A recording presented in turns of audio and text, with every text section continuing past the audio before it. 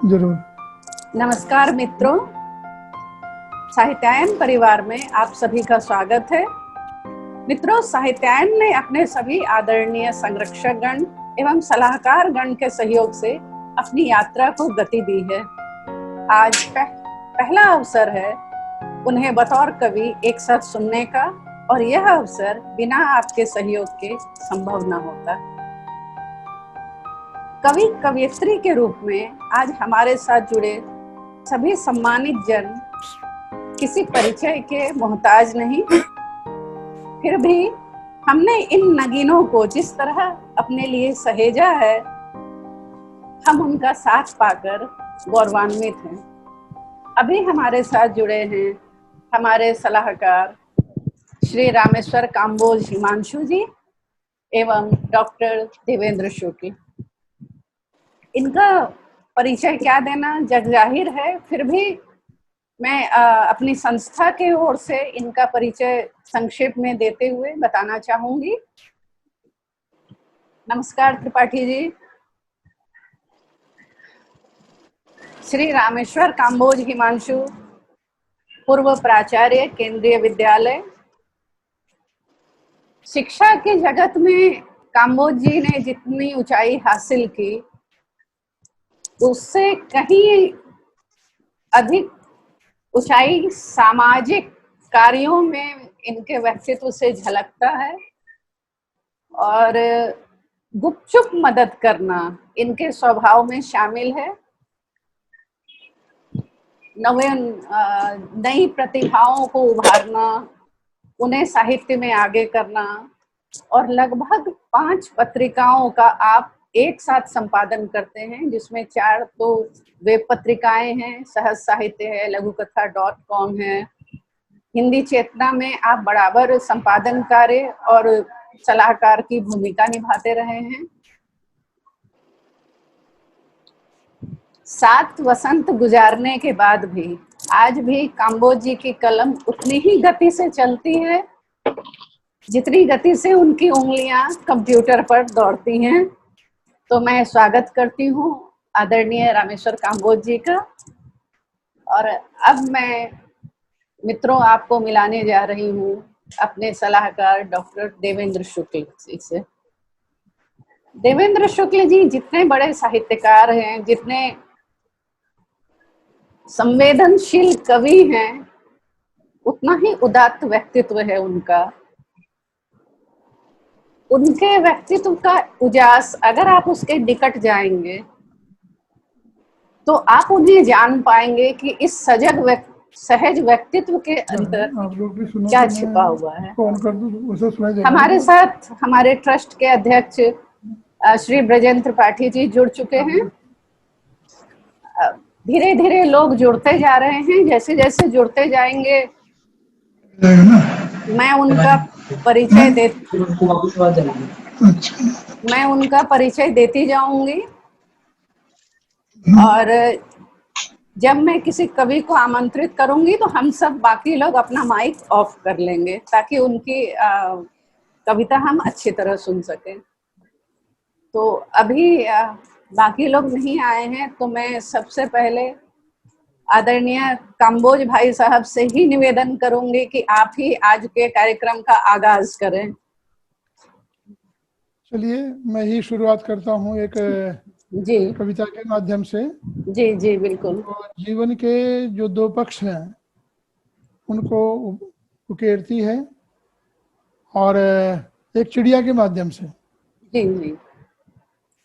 तिनका तिनका लाकर चिड़िया रचती है आकाश नया, इसी तरह से रच जाता है सर्जन का आकाश नया। तिनका तिनका लाकर चिड़िया रचती है आवास नया, इसी तरह से रच जाता है सर्जन का आकाश नया। मानव और दानव तो यूं तो भेद नजर नहीं आएगा, मानव और दानव में यूं तो भेद नजर नहीं आएगा। एक पोंछता बहते आंसू जी भर एक रुलाएगा। रचने में ही आ पाता है जीवन में विश्वास नया, तिनका तिनका लाकर चिड़िया रचती है आवास नया। बहुत अच्छा। कुछ तो इस धरती पर केवल खून बहाने आते हैं, ओह, कुछ तो इस धरती पर केवल खून बहाने आते हैं, आग बिछाते हैं राहों में, फिर खुद भी जल जाते हैं। जो होते खुद मिटने वाले, जो होते खुद मिटने वाले, वे रचते इतिहास नया, तिनका तिनका लाकर चिड़िया रचती है आवास नया। लेकिन इन दोनों में विजय किसकी होती है? मंत्र नाश का पढ़ा करें कुछ, मंत्र नाश का पढ़ा करें कुछ, द्वार द्वार पर जाकर के फूल खिलाने वाले रहते, घर घर फूल खिला करके। मंत्र नाश का पढ़ा करें कुछ, द्वार द्वार पर जाकर के फूल खिलाने वाले रहते, घर घर फूल खिला करके। रहता सदा उन्हीं के दम पर, सुरभि सरोवर पास नया, तिनका तिनका लाकर चिड़िया रचती है आवास नया। बहुत अच्छा, बहुत बहुत सुंदर। बढ़िया। अगली कविता। एक कविता से काम नहीं चलेगा? नहीं, एक और कम से कम। चलिए, अच्छा एक और। 5 मिनट 6 मिनट का समय है। हाँ, 6 मिनट तो आराम से, 6 मिनट तो आराम ठीक है, से। ठीक है। हाँ, नहीं कभी लोग पीछा नहीं छोड़ दो जब पढ़ने लगते, मैं एक में खत्म कर दिया था। एक दूसरी कविता मेरी है, तुम मत घबराना। दुख के बादल आएंगे, छाएंगे बरसेंगे, दुख के बादल आएंगे, छाएंगे बरसेंगे, यह जीवन की रीत है बंधु, तुम मत घबराना। बहुत अच्छा। यह जीवन की रीत है बंधु, तुम मत घबराना। अरे संत महात्मा राजा रानी सबका दौर रहा, संत महात्मा राजा रानी सबका दौर रहा, अब 2 पल बीते फिर धरती पर कहीं न ठौर रहा। बिना पंख जो उड़े गगन में, बिना पंख जो उड़े गगन में मुंह की खाएंगे, दुख के बादल आएंगे। अच्छा। आसमान क्या धरती पर भी ठौर न पाएंगे, और धूप छांव के जीवन में सदा सुखी है कोई, धूप छांव के जीवन में सदा सुखी है कोई। अरे कौन मरण से बच पाया है हमको बतलाना। क्या बात। यहाँ जीवन की रीत है बंधु, तुम मत घबराना।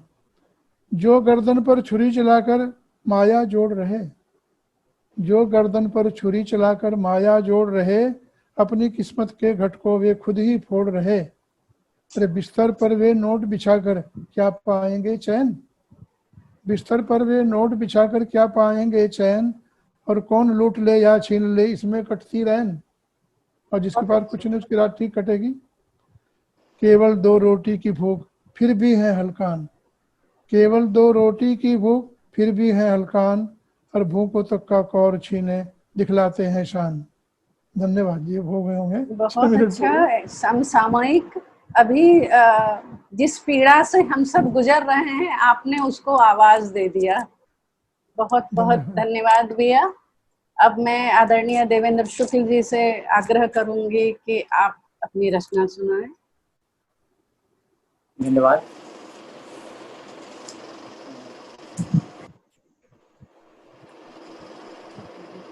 आज की स्थिति को दर्शाते हुए, आंख के आगे अभी से धुंध कोई छा गया है,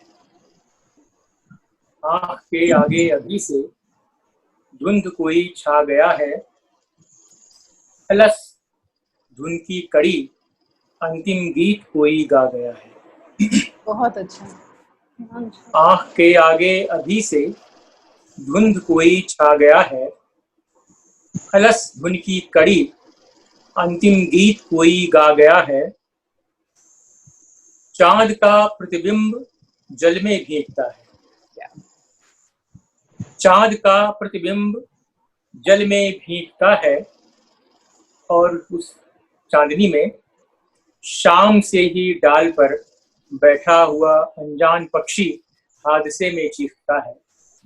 बहुत अच्छा। चांद का प्रतिबिंब जल में भीगता है, शाम से ही डाल पर बैठा हुआ अनजान पक्षी हादसे में चीखता है। हाथ की टेढ़ी उंगलियां बच गई हैं, हाथ की टेढ़ी उंगलियां बच गई हैं, डाल पर केवल टहनियां रह गई हैं। समझ में यह भी नहीं आता कि आखिर हल्दी पुती ये पत्तियां ही क्यों जुड़ी हैं। क्या बात। हर निशा में झुलस चुकने के अनंतर बच गई हैं लाल आंखें ढेर सा उत्ताप। झुलस चुकने के अनंतर बच गई हैं लाल आंखें ढेर सा उत्ताप। काल के अनबूझ क्षण में मैं खड़ा चुपचाप गुमसुम और जैसी एक चुभन से शेष है। सांझ कांप उठता हूँ, बदन में लहर जैसी दौड़ जाती है। कांप उठता हूँ, बदन में लहर जैसी दौड़ जाती है। झुलस चुकने के अनंतर बच गई हैं लाल आंखें ढेर सा उत्ताप।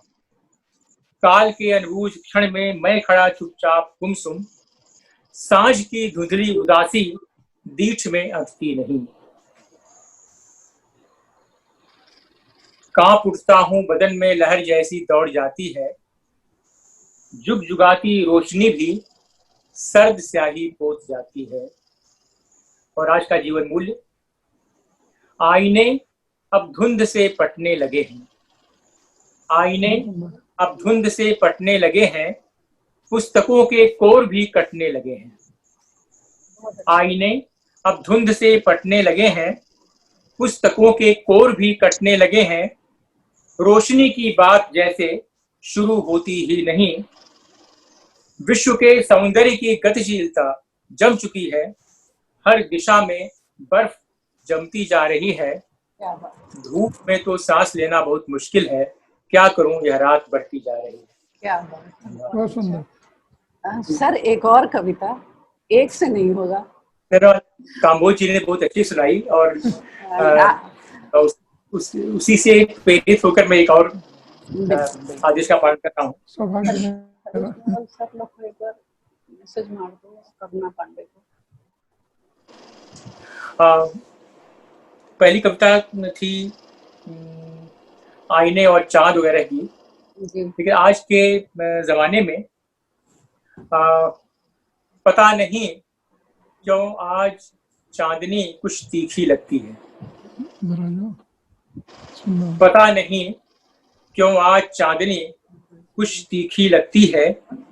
उन रेतीली राहों के संकेत सूत्र, उन रेतीली राहों के संकेत सूत्र कि जिनको हमने ही हर बार संवारे। उन रेतीली राहों के संकेत सूत्र कि जिनको हमने ही हर बार संवारे। फिर सहसा एक युग श्रृंखला परंपरा में मेरे मधु निस्वन रंध्रों को भी सियराए।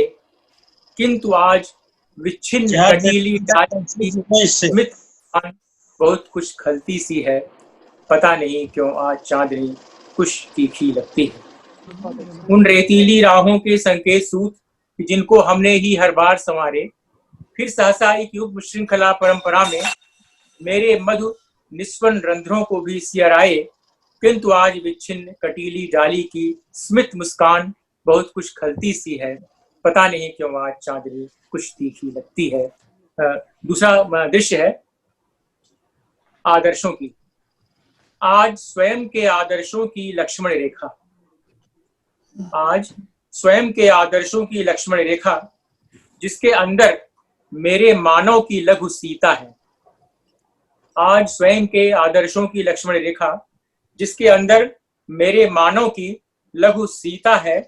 और व्याकुल सौगंधों को मन ही मन दोहराते एक नया विश्वास गंदुमी पीतांबर डाले सोता है। इन सारे संस्कार वृक्ष के बावजूद वंशी की आवाज बेसुरी सी लगती है। पता नहीं क्यों आज चांदनी कुछ तीखी लगती है। अंतिम है,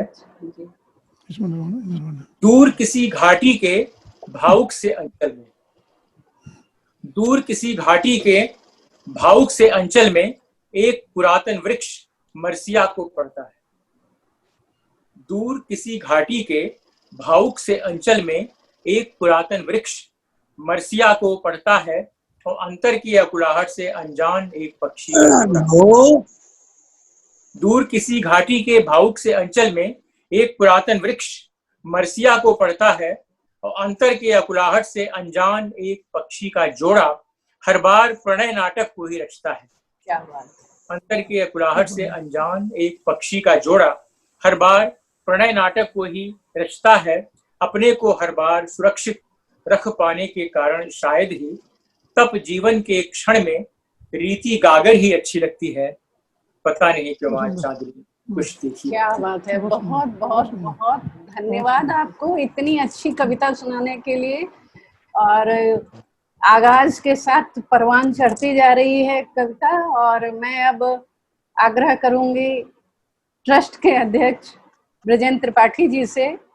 मुझे लगता है जुड़ने में समस्या आ रही होगी, तो धीरे धीरे लोग आ ही जाएंगे, लेकिन कविता की जो रसधार शुरू हुई है वह रुकनी नहीं चाहिए। तो त्रिपाठी जी, अब आप अपनी रचना प्रस्तुत करें। माइक ऑन करें। त्रिपाठी जी, आपकी माइक ऑफ है, उसको ऑन कर लें।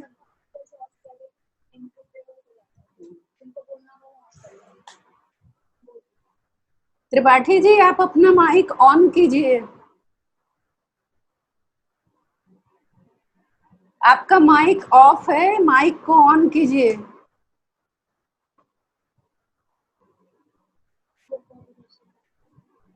हेलो। हाँ ठीक है, आ गई आवाज। हेलो। आ गई आवाज, आ गई। पढ़ने जा रहा हूँ। हाँ। 2-3 छोटी छोटी कविताएं। पहली कविता शब्द कविता शीर्षक से है।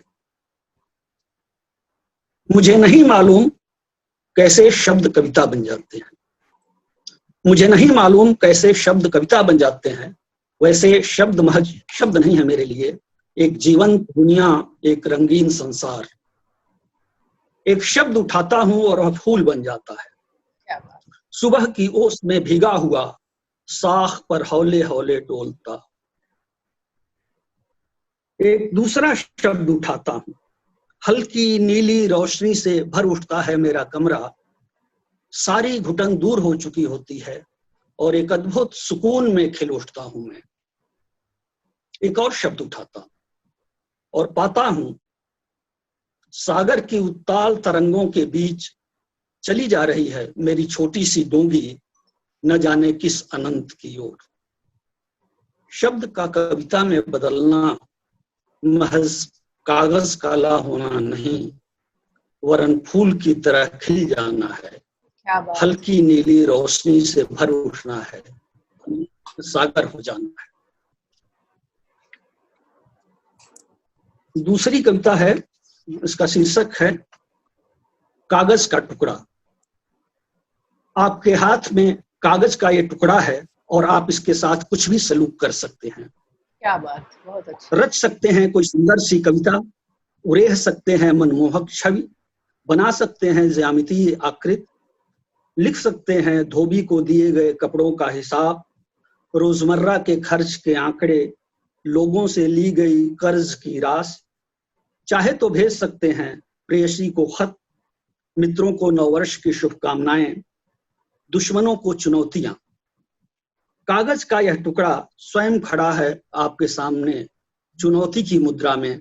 देखें इसके साथ आप क्या सलूक करते हैं। एक आखिरी कविता है, पुरानी कविता है, दिल्ली पर मैंने लिखी थी कि हम लोग जो गांवों से और छोटे छोटे कस्बों से आते हैं महानगरों में, और अभी मुझे लगा कि ये कविता अभी जो प्रवासी मजदूरों का कोरोना काल में पलायन हुआ उससे भी कहीं जाकर के जुड़ जाती। बिल्कुल, दिल्ली पढ़ी है मैंने। यह दिल्ली है, आप यहाँ आए हैं, आपका स्वागत। दिल्ली किसी को आने से मना नहीं करती, टोकती नहीं, लेकिन किसी को भी दिल्ली वह नहीं रहने देती जो वह है। अगर आपको शर्त स्वीकार है तो आए, आपका स्वागत है। बड़ी निर्मम है दिल्ली, यह पहले आपको आपकी जड़ों से काटती है, छीन लेती है गांव घर, माँ बाप, भाई बहन, रिश्ते नाते, मोह छोह, दया माया, सच्चाई ईमान। दिल्ली आपको आदमी नहीं रहने देती, बना देती है मशीन। दिल्ली चलती नहीं, दिल्ली दौड़ती है। खबरदार, सुस्त रफ्तार वालों के लिए दिल्ली नहीं है। जो धीमे चलते हैं, दिल्ली उन्हें छोड़ आगे बढ़ जाती है और वे हो जाते हैं अतीत के खंडहर। इसका अंतिम टुकड़ा है। मैं कहना चाहता हूं, दिल्ली वालों, तुम्हारी दिल्ली तुम्हें मुबारक, मुझे मेरा गांव, पर लौटना क्या इतना सहज है। धन्यवाद। हेलो। मुझे लगता है ये तो आपने अपनी पुरानी रचनाओं में से सुनाई। अभी अभी आपकी 2 किताब आई है, तो कम से कम एक टुकड़ा तो होना चाहिए। कितना समय बचा है? अरे वो गजलों की किताब थी। मैं एक, अगर सुनाना है तो मैं एक और सुना देता हूँ। वो भी पुरानी ही कविता है, वैसे किन्नौर पर लिखी हुई थी मैंने, तो वो मैं सुना देता हूँ।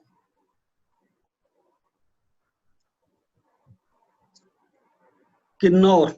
जी। सपनों में आवाज देता है किन्नौर, किन्नौर हिमाचल का जनजातीय प्रदेश। वैसे तो किन्नौर खुद एक जीता जागता सपना है।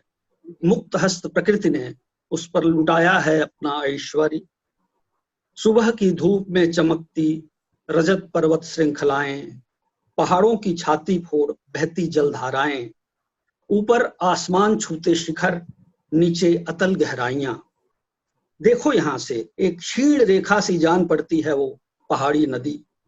आगे जाकर बदलती है अपना रूप और फिर खुलने लगती है उसकी आवाज।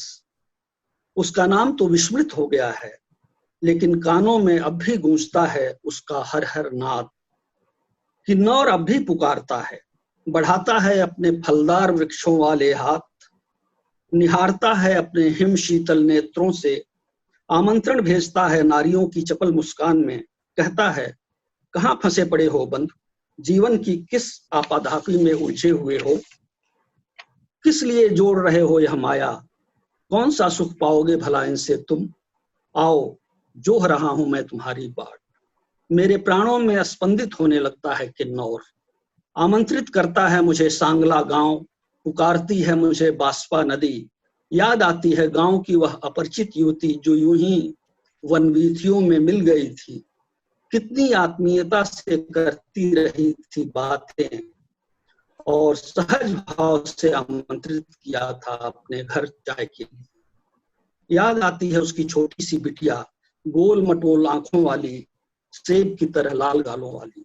किन्नौर, भूला नहीं हूं मैं तुम्हें, मैं फिर आऊंगा, कोई भी अनसुनी कैसे कर सकता है तुम्हारी पुकार। धन्यवाद। बहुत बहुत आभार त्रिपाठी जी। आपने तो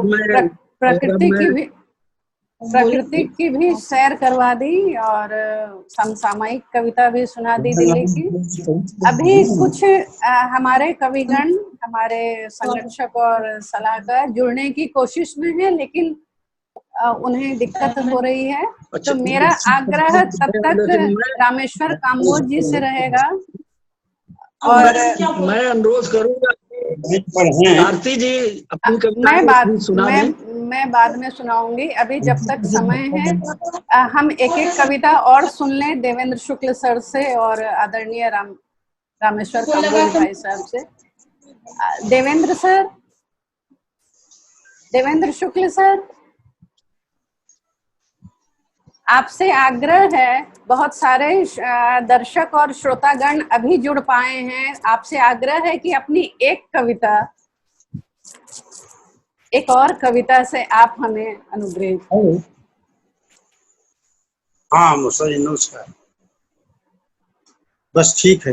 हाँ देवेंद्र शुक्ल सर, एक कविता और आप सुनाएं। हाँ अच्छा, जब हाँ देवेंद्र शुक्ल सर,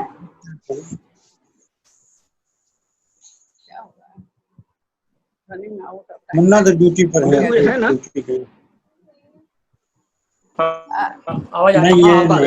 आदरणीय शुक्ल जी से मेरा आग्रह है कि आप अपनी एक कविता और सुनाएं, क्योंकि बहुत सारे दर्शक और श्रोतागण अभी आए हैं तो वह वंचित रह गए हैं आपकी कविता से। तो एक दो मैं छोटी छोटी कविता सुना रहा हूँ। जी उसको पर डे जो है ड्यूटी होते हैं।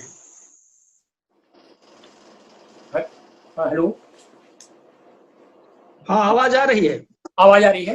हाँ। ना उसकी बात नहीं थी, वो जो है ड्यूटी से पर डे फुर्सत नहीं पा रहा।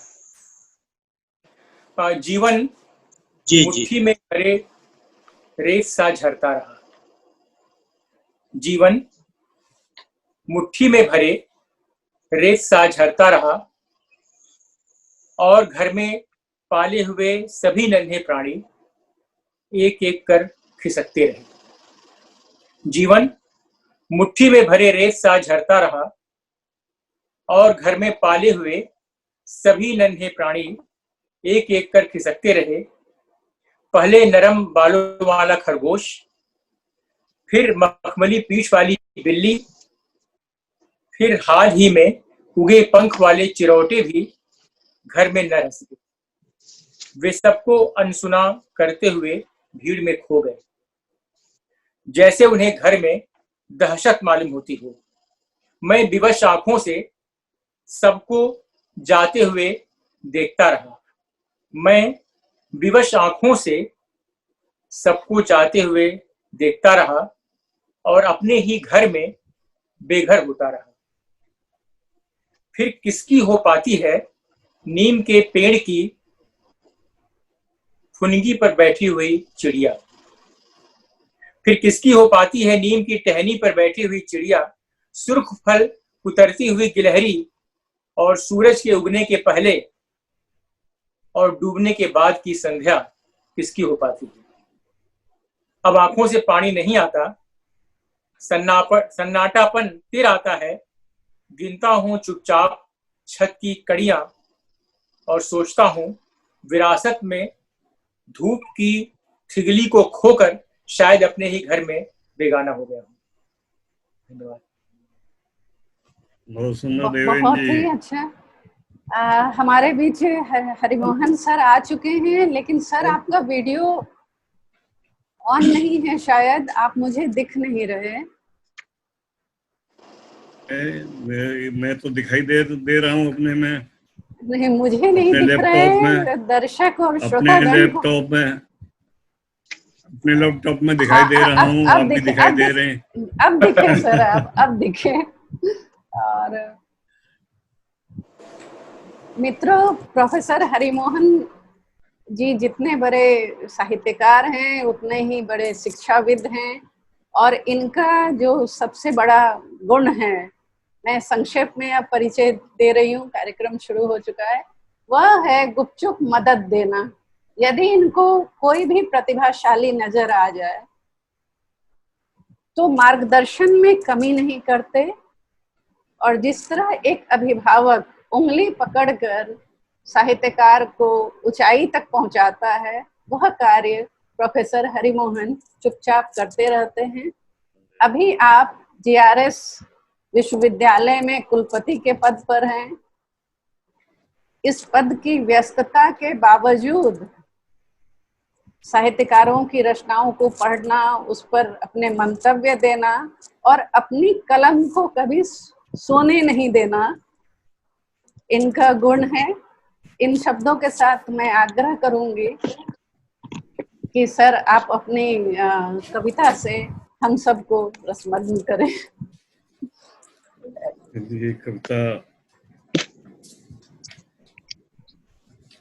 ये कविता है मेरी, बहुत बड़ी नहीं है, आप सबके सामने। बूढ़े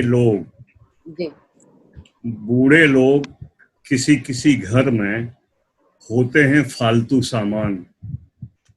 बूढ़े लोग किसी किसी घर में होते हैं फालतू सामान, जैसे जंग लगे खाली बक्से, खुले में एक और खड़ी साइकिल, फटा हुआ छाता या बेकार पड़ी तलवार।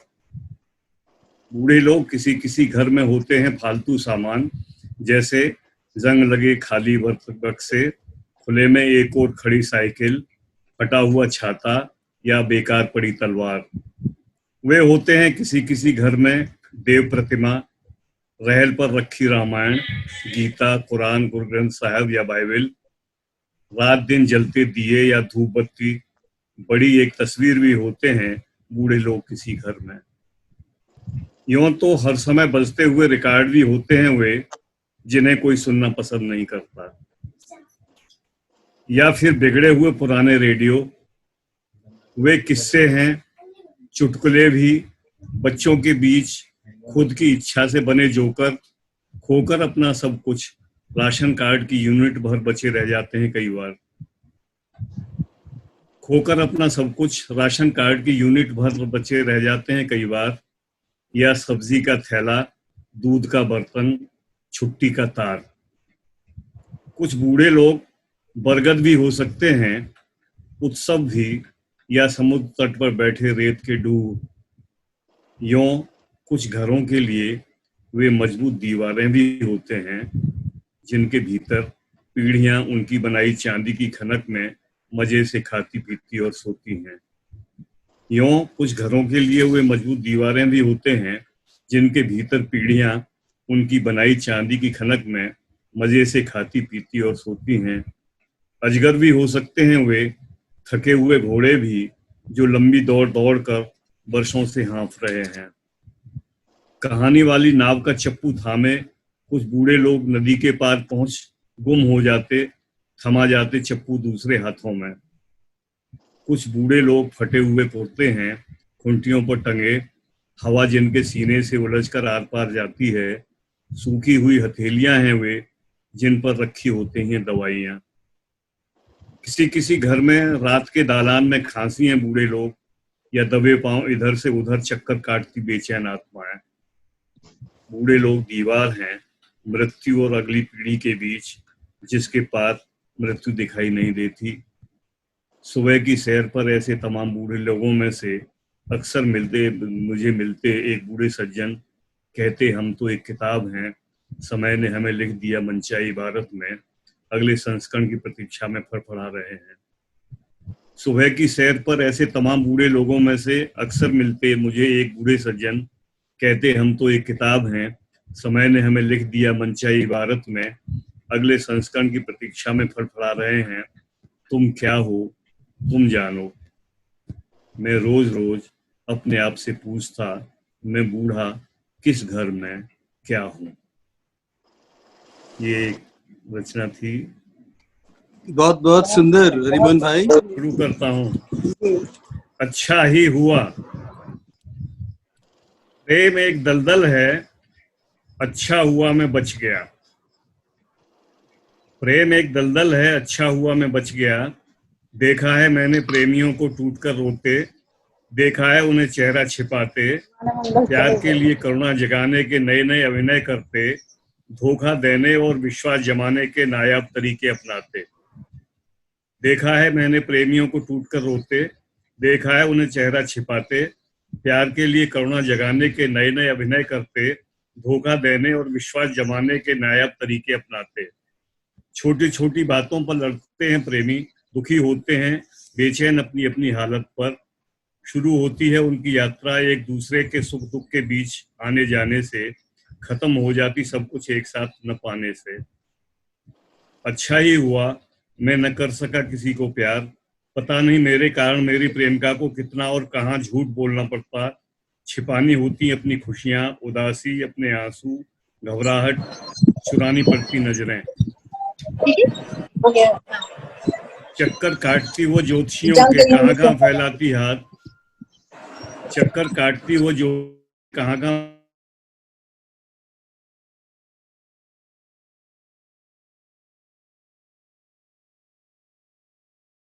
आवाज नहीं आ रही, आवाज नहीं आ रही।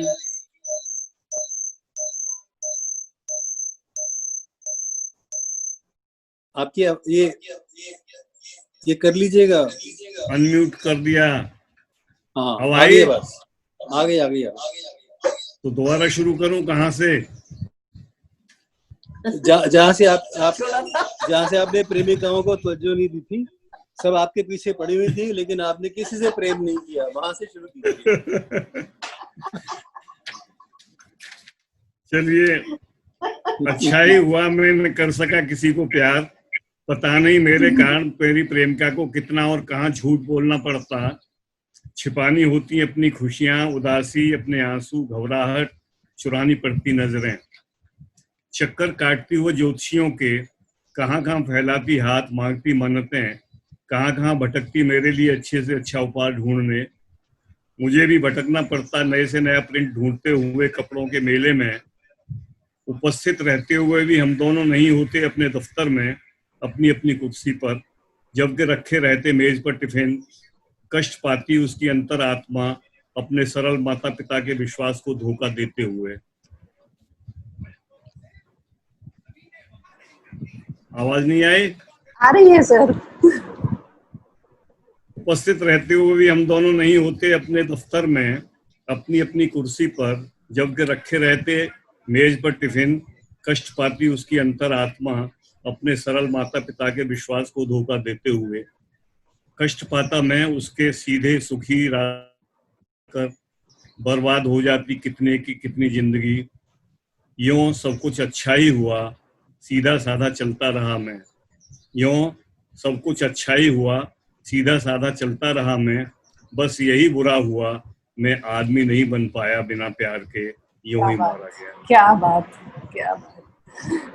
बहुत सुंदर रचना है सर। हरिबोल जी, आपको बिना प्यार के सब कुछ मालूम है कि उपहार लाने पड़ते हैं, इंतजार करना पड़ती है, झगड़ा ये आप करना जैसे मित्रों के अनुभव काम आते हैं। बहुत बहुत सही बहुत पकड़े हैं, सही पकड़े हैं। बहुत बहुत आभार सर। करुणा पांडे जी हमारे साथ हैं। सर ने रंग जमा दिया। अरे कुछ नहीं, कभी कभार हाथ आजमा देते हैं। करुणा जी मेरी आवाज मिल रही है आपको?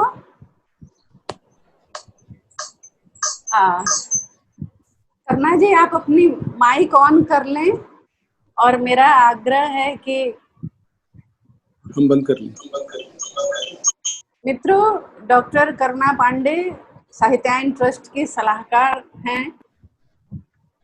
आपने शिक्षा जगत को एक लंबा समय दिया और वहां से निवृत्ति ले ली और अपना पूरा समय साहित्य सेवा और समाज सेवा में लगा दिया।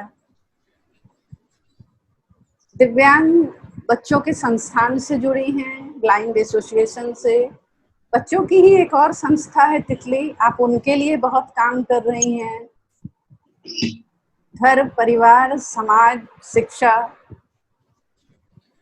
और उसके बाद भी चैन नहीं पड़ता जब तक करुणा जी कलम नहीं थामती।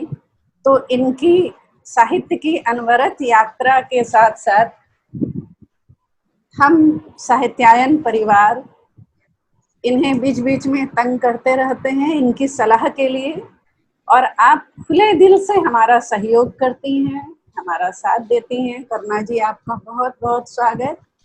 मेरा आग्रह है कि आप अपनी कविता आरंभ करें।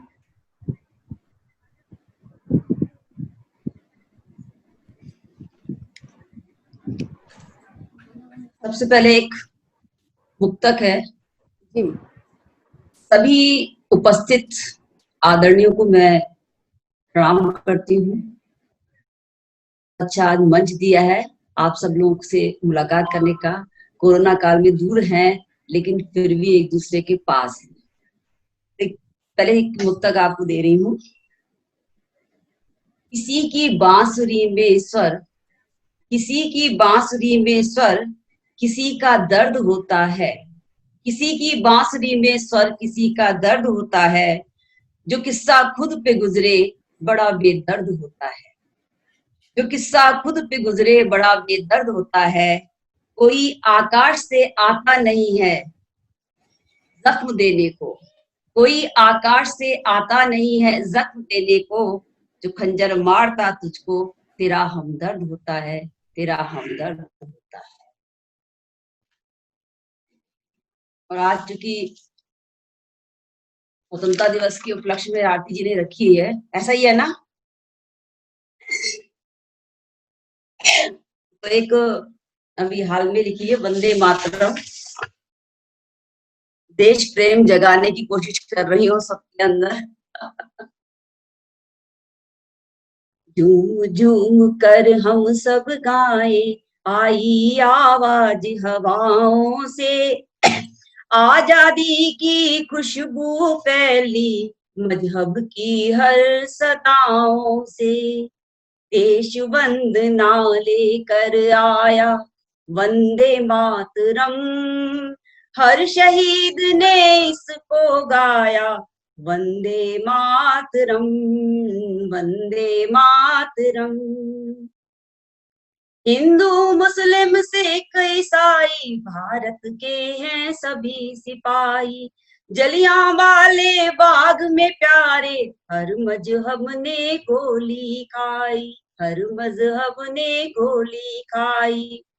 हमने पग पग युद्ध किया है, हमने पग पग युद्ध किया है आदि जली चिताओं से, अंग्रेजों को मार भगाया जाती हुई निशाओं से, जाती हुई निशाओं से। नारी का सम्मान है लाया, नारी का सम्मान है लाया वंदे मातरम, वंदे मातरम। हर शहीद ने इसको गाया वंदे मातरम, वंदे मातरम। द्रवित निगाह से हमने अपना भारत जलते देखा है, द्रवित निगाह से हमने अपना भारत जलते देखा है। भारत माँ की अंतः पीड़ा सैनिक के हाथ की रेखा है, सैनिक के हाथ की रेखा है। कितने सैनिक चले गए पर काल कहाँ है तृप्त हुआ, काल कहाँ है तृप्त हुआ। कितनी दुल्हन बेवा हो गई, नफरत का ज्वार न खत्म हुआ, नफरत का ज्वार न खत्म हुआ। नमन करो तुम माँ बहनों को, नमन करो तुम उन माँ बहनों को, वंदे मातरम, वंदे मातरम। नमन करो तुम उन शहीद को, वंदे मातरम, वंदे मातरम। केसरिया रंग त्याग और बलिदान हमें बतलाता है, केसरिया रंग त्याग और बलिदान हमें बतलाता है। श्वेत रंग प्रतीक शांति का भाईचारा सिखलाता है, भाईचारा सिखलाता है। हरा रंग रंग हरियाली देकर प्रकृति का गुणगान करे, और अशोक चक्र मध्य में मानव धर्म का ध्यान करे, मानव धर्म का ध्यान करे। आन बान की शान तिरंगा, आन बान की शान तिरंगा, वंदे मातरम, वंदे मातरम। भारत का सम्मान तिरंगा, वंदे मातरम, वंदे मातरम, वंदे मातरम, वंदे मातरम। बहुत बहुत बहुत सुंदर कविता। और आपने बहुत तो अच्छी कविता थी। जी, और आपने तो गाकर उसमें और चार चांद लगा दी। बहुत शानदार शानदार अभिव्यक्ति करुणा जी, शानदार अभिव्यक्ति। एक और कविता उसके बाद विदाई। एक है, मैं तो एक ही इसमें सोची थी, चलिए कुछ मुक्तक देती हूँ आपको। जग की आपाधापी में, जग की आपाधापी में सुख का संसार नहीं मिलता, चाहे कितनी कस्में खा लो सच्चा यार नहीं मिलता। देखो तुम इतिहास उठाकर, देखो तुम इतिहास उठाकर, कोई प्रसंग नहीं है ऐसा, सच्चे प्रणयी को जीवन में अपना प्यार नहीं मिलता, अपना प्यार नहीं मिलता। एक अलग चीज जो है, जरा जरा सी सफेदी क्या आई, जरा जरा सी सफेदी क्या आई कि जरा आ गई। जरा मीन्स बुढ़ापा। हाँ जरा जरा सी सफेदी क्या आई, जरा आ गई। मेरा मासूम बचपन और जवानी खा गई, मेरा मासूम बचपन और जवानी खा गई। हम ढूंढते हैं, जरा सा कल्पना करिएगा, हम ढूंढते हैं झुक झुक कर उन खोए लम्हों को, हम ढूंढते हैं झुक झुक कर उन खोए लम्हों को। तो बच्चे कहते हैं देखो दादी नानी आ गई, तो बच्चे कहते हैं देखो दादी नानी आ गई। आपके तो सारे ही काले हैं करुणा जी। वो दिख नहीं रहे हैं, दूर से है थोड़े थोड़े। करुणा जी एवरग्रीन है। एक है, अपने जीवन की सच्चाई तुमको नहीं बता सकती, अपने जीवन की सच्चाई तुमको नहीं बता सकती, संबंधों की गहरी खाई तुमको नहीं दिखा सकती। अपने जीवन की सच्चाई तुमको नहीं बता सकती, संबंधों की गहरी खाई तुमको नहीं दिखा सकती। मान सको तो मान के तुम प्यार मेरा स्वीकार करो, मान सको तो मान के तुम प्यार मेरा स्वीकार करो। अनुमान बन करके नहीं सीना चीर दिखा सकती, नहीं सीना चीर दिखा सकती। बहुत अच्छा। ये तो मुझे लग रहा है हरिमोहन सर के प्यार वाली कविता का जवाब है। डॉक्टर शिवमंगल सिंह मानव जुड़ चुके हैं, उनका वीडियो ऑफ है। ये बेटा वीडियो हमारा ऑफ है क्या? जी जी, आप ऑन कर लें। अच्छा अच्छा अच्छा, इसमें नजर नहीं आ रही। चेहरा तो दिखा दीजिए। नहीं नहीं, कविता भी सुनानी है तो चेहरा के साथ ही कविता वाणी सुनानी है तो चेहरा दिखाना वाणी की पड़ेगा। प्रस्तुति हो। और हमारे साथ भारती गोरे जुड़ने वाली थी, वह भी साहित्यायन ट्रस्ट की सलाहकार हैं, लेकिन उनकी तबीयत अचानक नासाज हो गई तो वह नहीं जुड़ पाई। डॉक्टर मधुकर गंगाधर जी जो ट्रस्ट के संरक्षक हैं, पूरी तैयारी में थे लेकिन संभवतः वह भी नहीं जुड़ पाए जूम पर, इस कारण उनकी उपस्थिति नहीं बन पाई। आरती जी मुझे जाना होगा। नवल सर को सुने बिना सर आप कैसे जा सकते हैं? और अभी नवल सर को सुन के तो मानव जी के बाद बस नवल सर को ही सुनना हाँ, है ठीक। और अच्छे से सुनना है, धन्यवाद। इसलिए उनको मैंने बचा कर रखा हुआ है। देर से आकर के पहले भाषण करके आए। कोहिनूर को हमेशा बचा कर रखा जाता है। मैं वैसे तो साहित्यायन ट्रस्ट में मैंने पहले भी कहा, दूसरे सत्र में भी कहा कि हम सब ने साहित्यायन परिवार ने नगीने बटोरे हैं संरक्षक और सलाहकार के रूप में। और नवल सर, मानव जी, करुणा जी तो ट्रस्ट के जन्म काल से हमारे साथ जुड़े हैं। हरिमोहन सर भी पिछले 2 वर्ष से जुड़े हुए हैं। तो स्वागत मानव जी। मानव जी का थोड़ा सा परिचय मैं करा दूं दिल्ली के मित्रों से। जमीन के गीतकार हैं, जो लिखते हैं जमीन का लिखते हैं। और आप पूर्व निदेशक रहे आकाशवाणी में। बहुत सारे निदेशक को हमने देखा, लेकिन आपकी जो खूबी हमने आपके कार्यकाल में देखा और सुना कई जगहों पर, जहां भी आप जिस भी केंद्र पर रहे वहां के बतौर निदेशक की भूमिका ना मानते हुए एक आम अभिभावक की तरह आप गांव-गांव में जाते और वहां के लोगों को प्रोत्साहित करते आकाशवाणी से जुड़ने के लिए, और विविध कार्यक्रम में गांव के लोगों को जोड़ते। जाने कितने ही कलाकारों और साहित्यकारों को आपने आकाशवाणी से जोड़ा है। और आप उत्तराखंड में भी रहे हैं, बिहार में भी रहे हैं, यूपी के तो आप हैं ही, इलाहाबाद में आपका आवास है। स्वागत मानव जी। और धन्यवाद। आपसे आग्रह है कि आप अपनी रचना से हमें रसमग्न करें।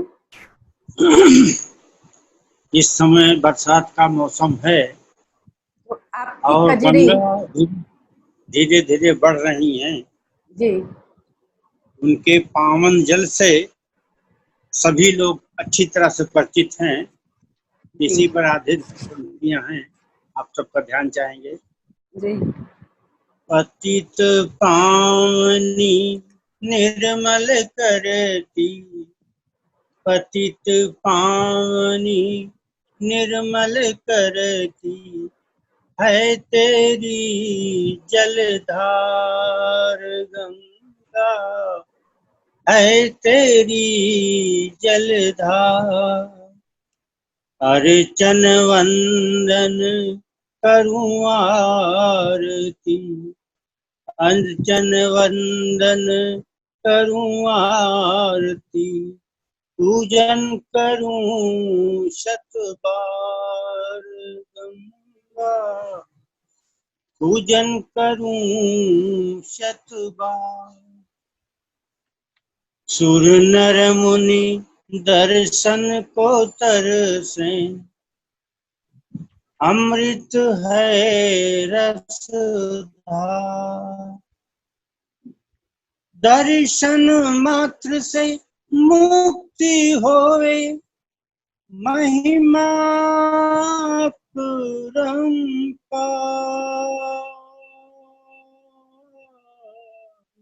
गंगा महिमा परंपार। परम पूज्य काशी नगरी है, उत्तर वाहिनी गंगा। परम पूज्य काशी नगरी है, उत्तर वाहिनी गंगा। शिव का डमरू डम डम बाजे, शिव का डमरू डम डम बाजे, भक्तन भीड़ अपार। गंगा भक्तन भीड़ अपार। दूषित ना करी जल अमृत है, जगत जीव सत का। नयन मूंद आचमन है करना, शंकर जटा विस्तार। गंगा पूजन करूं शत बार।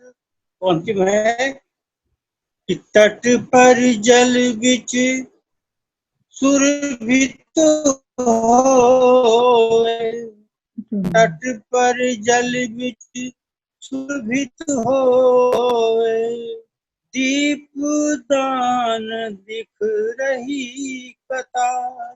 मानव प्रमुदित दर्शन पाकर, नमन करूं बारंबार। गंगा पूजन करूं शत बार। धन्यवाद। आप अस्वस्थ बहुत रहने के बावजूद बहुत बढ़िया शानदार प्रस्तुति अंकल जी। मानव जी लगातार बहुत सुंदर। पिछले दिनों से अस्वस्थ रह रहे थे। इनका गला पूरी तरह बैठा हुआ था, फिर भी इन्होंने हिम्मत की। इसके लिए आपको बहुत बहुत बहुत धन्यवाद। बहुत बधाई। और जिन बहुत अच्छी प्रस्तुति। अब मित्रों, मैं जिनको बुलाना चाहती हूँ आप सबके सहयोग से, डॉक्टर हरीश नवल, जो ट्रस्ट के स्वागत है जी, स्वागत रक्षक है। सलाहकार सब कुछ हैं। और मुझे नहीं लगता ऐसा आज जितने भी दर्शक और श्रोतागण जुड़े हैं उसमें से कोई भी डॉक्टर हरीश नवल को ना जानता हो। डॉक्टर हरीश नवल जितने बड़े व्यंग्यकार हैं उतने ही मंजे हुए नाटककार हैं। आपने छोटे पर्दे के लिए बहुत लिखा और लीक से हटकर, क्योंकि लोग डॉक्टर हरीश नवल को व्यंग्यकार के रूप में जानते हैं, संपादक के रूप में जानते हैं। बहुत कम लोगों को मालूम है कि आपने जैन मुनि की जीवनी भी लिखी है, कैंसरा अभिनंदन भी लिखा है, जो आपके अपने बीते दिनों के अनुभव पर आधारित है। और अगर इनके कृतित्व की बात की जाए तो पूरा 1 घंटा लगेगा या उससे भी अधिक, तो मैं वहां तक ना जाते हुए चाहूंगी कि हम सब डॉक्टर हरीश नवल को अधिक से अधिक सुने। तो आप सबकी मदद से मैं नवल सर से आग्रह करती हूँ कि आप कविता सुनाएं।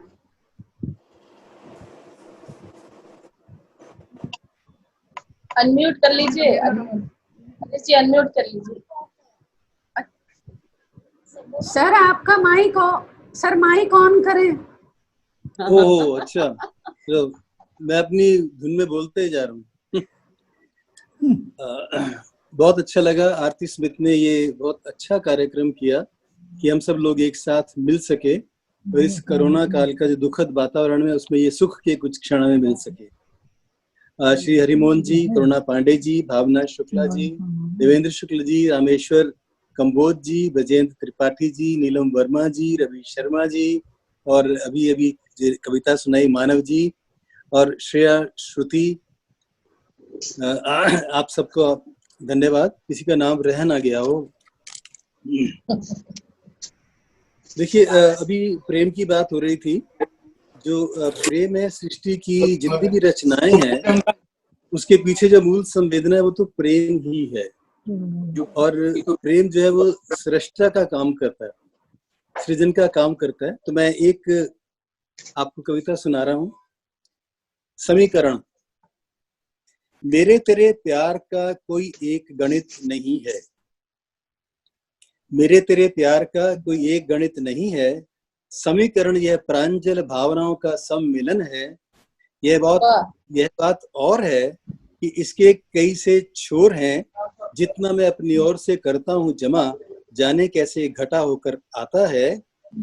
मृदुलताओं के द्रुमों से तम क्यों कर झांक झांक जाता है। ये वो अवसाद जिसकी बात हरिमोहन जी कर रहे थे, उस कारण उन्होंने प्रेम नहीं किया।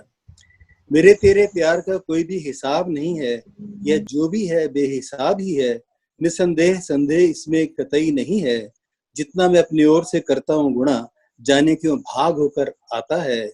बेहतर होगा कि हम दोनों इस रिश्ते को अगणित ही रहने दें, अंतर की अपेक्षाओं को जो भी हो सहने दें। माना कि हम अलग अलग इकाई हैं, पर समीकृत होने पर पूरी दहाई है। वाह, बहुत सुंदर। और भी एक चाहिए बढ़िया, बहुत बढ़िया, बहुत ये बढ़िया। हरिमोहन जी की बात थी। और जो हाँ, सृजन की बात, आग्रह कर रहा हूँ, एक और के लिए आग्रह कर रहा हूँ।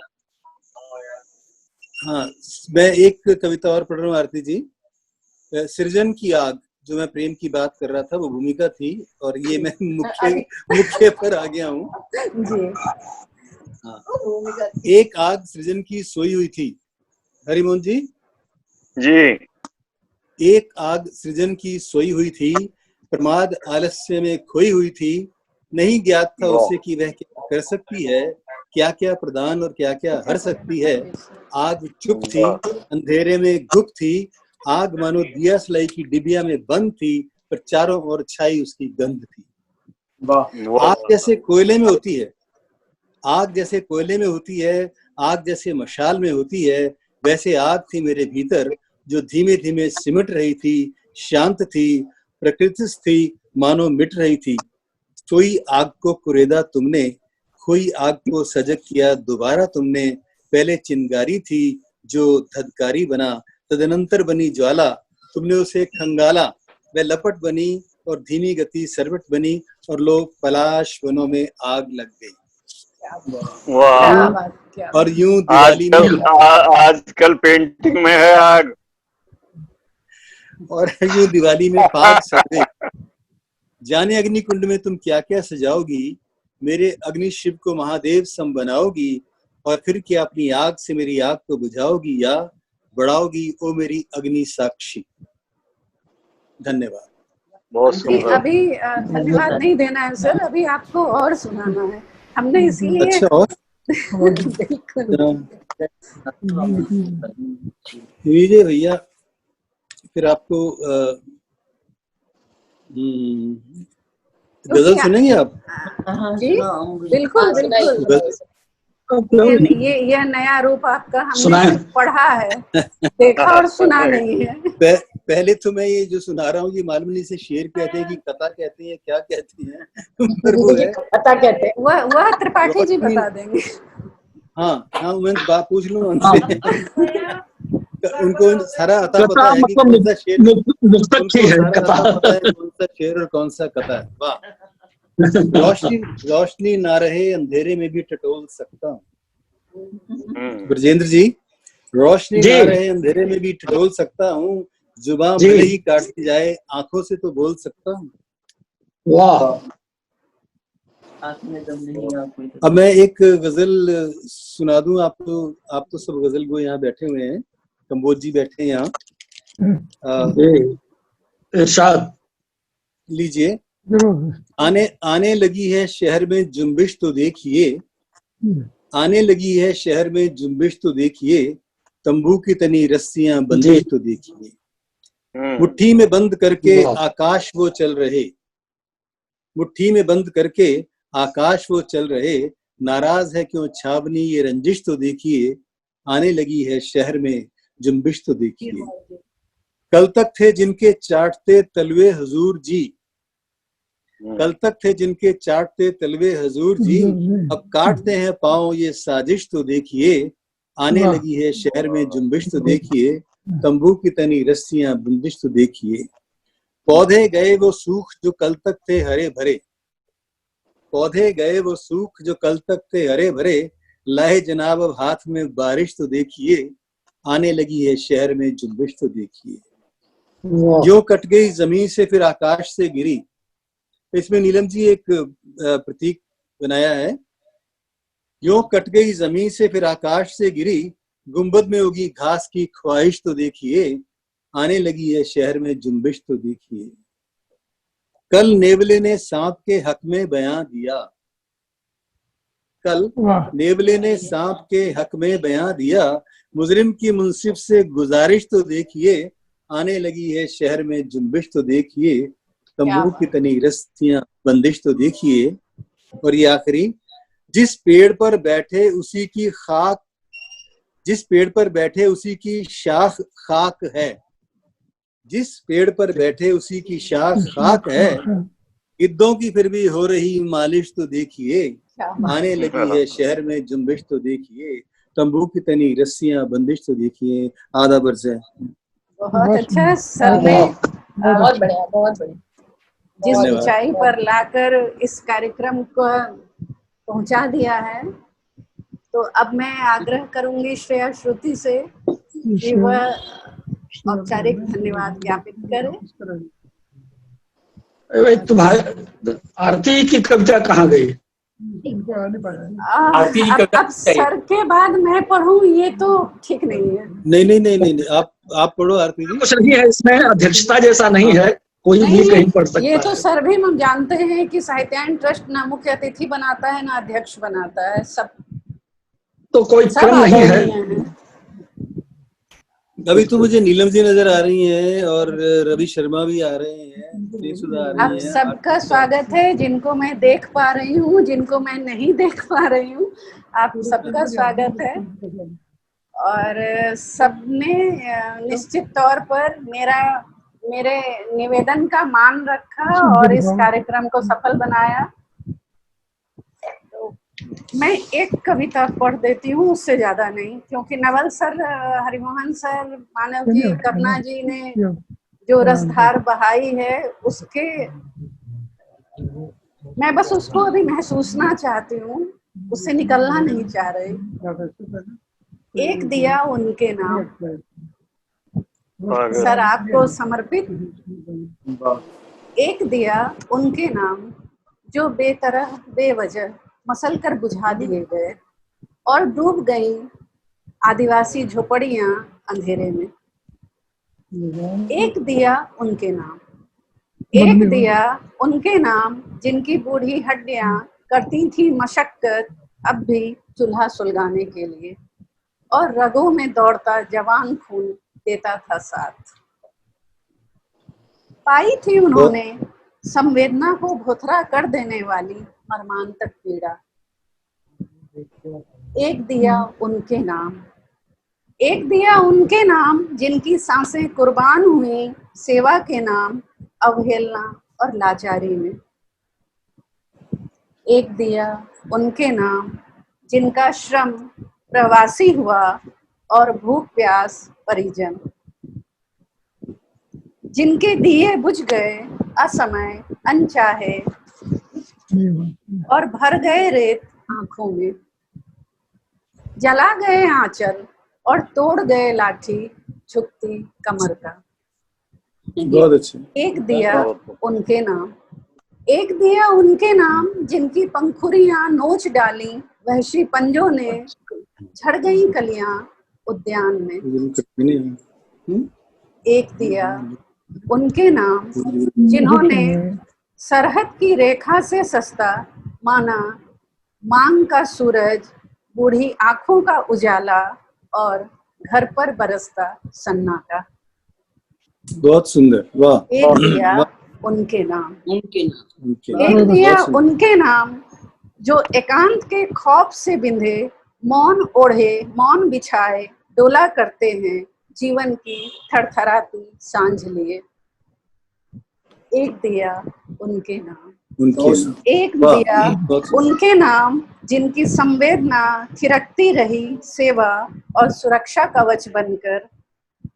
अंतिम दिया, अंतिम दिया ईश्वर के नाम जो उतरा है उजास के लिए रण पाकुरों के भीतर, जो उतरा है उजास के लिए। बहुत सुंदर, बहुत अच्छे। अब मैं श्रेया श्रुति से आग्रह करूंगी कि आप एक दिया साहित्यायन संस्था के नाम। आप सबका सहयोग और आभार। अगर हमारे सभी आदरणीय हमारे साथ ना हो तो साहित्यायन परिवार क्या करेगा।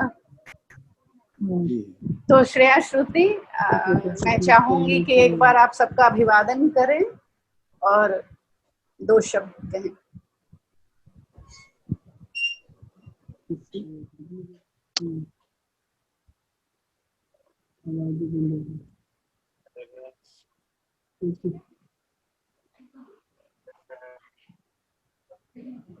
साहित्यायन ट्रस्ट के 5 वर्षों की यात्रा में आज यह कवि गोष्ठी इतने समृद्ध रूप में चरम पर पहुंची, इसका श्रेय निश्चित तौर पर हमारे संरक्षक एवं सलाहकार कविगण को जाता है। साहित्यायन परिवार की ओर से मैं आभार व्यक्त करती हूँ सभी का।